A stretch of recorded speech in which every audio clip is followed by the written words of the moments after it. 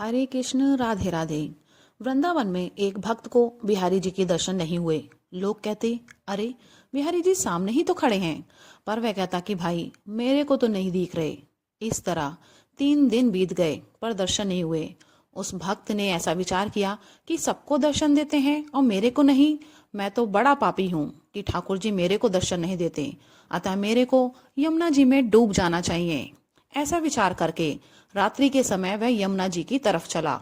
वह यमुना जी के पास एक कोढ़ी सोया हुआ था।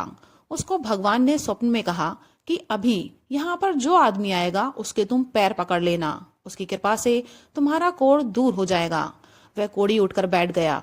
जैसे ही वह भक्त वहां आया, कोढ़ी ने उसके पैर पकड़ लिए और कहा कि मेरा कोढ़ दूर करो। भक्त बोला, अरे मैं तो बड़ा पापी हूँ, ठाकुर जी मुझे दर्शन तक नहीं देते।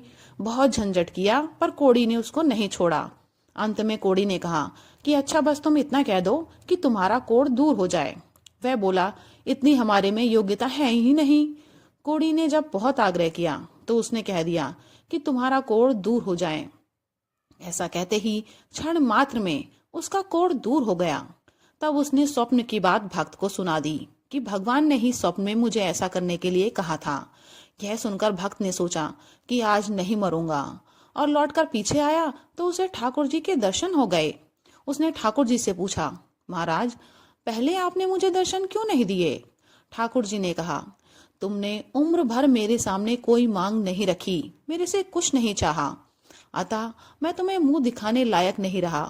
अब तुमने कह दिया कि इसका कोढ़ दूर कर दो, तो अब मैं मुंह दिखाने लायक हो गया। इसका अर्थ हुआ कि जो कुछ कोई कुछ भी नहीं चाहता, भगवान उसके दास हो जाते हैं। हनुमान जी ने भगवान का कार्य किया तो भगवान उनके दास हो गए। सेवा करने वाला बड़ा हो जाता है और सेवा कराने वाला छोटा हो जाता है, परंतु भगवान और उनके प्यारे भक्तों को छोटे होने में शर्म नहीं आती। वे जान करके छोटे होते हैं। बोलो राधे राधे।